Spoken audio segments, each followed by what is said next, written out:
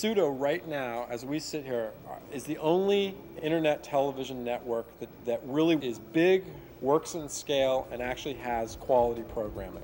Actually, the way that we started, we took this big space, 10,000 square feet here in Soho. Every 3 weeks, we throw a big downtown party in Manhattan. We started out with about 7 employees, and the idea was we're going to produce 1 hour of real AM radio about the internet. People all over the world can access this 1 hour. As a result of that, over time, we've established a really excellent talent flow.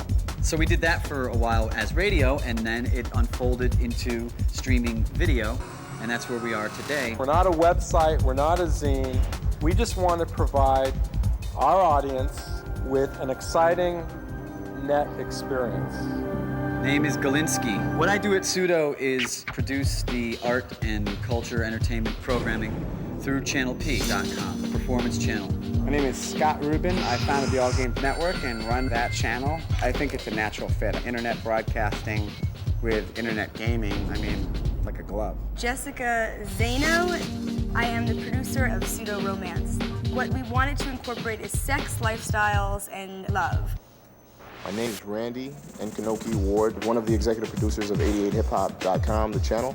We cover the entire culture of hip-hop. My name is Jennifer Grant. I am the assistant channel producer for Street Sound, our electronica channel. I think they really have tapped into a kind of hip, technology-oriented, culturally oriented sensibility, and they do that really well on all their channels.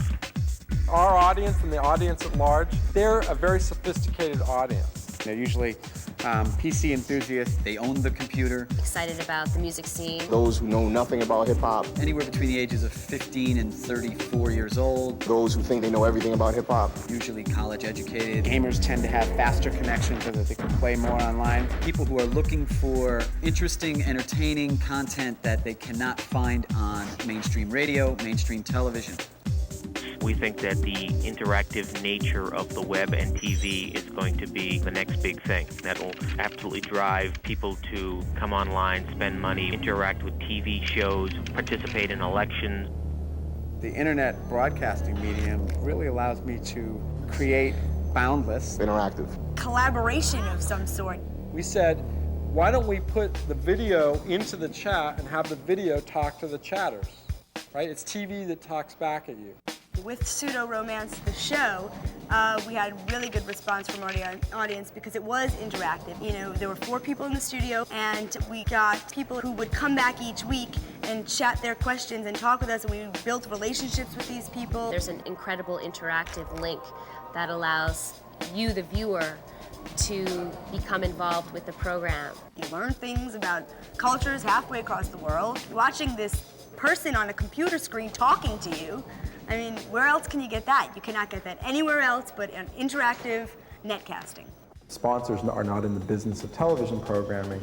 They're in the business of completing transactions on the net. What we do is bring an audience in, keep them there, make them loyal customers. We look at the world like a pyramid, and at the top of the pyramid you've got network television.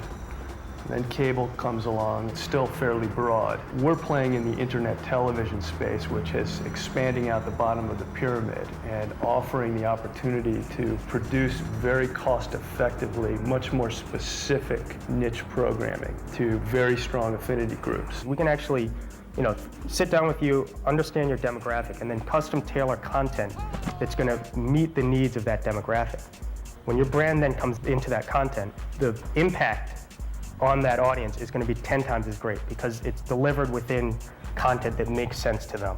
It's everything from straight ad buys, which is buttons, banners, video, to entitlement sponsorship.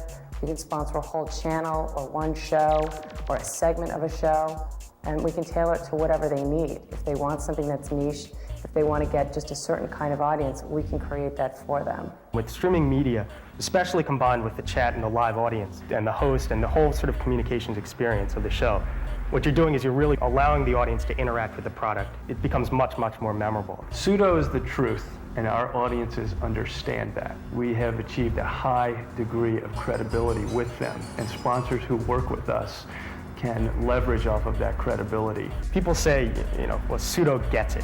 What we want to do is work with sponsors who get us.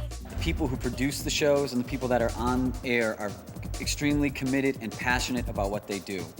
Sooner or later, someday, our version of net television is going to dominate all media. This is going to be big, and every day I'm just living and eating and breathing and sweating Pseudo.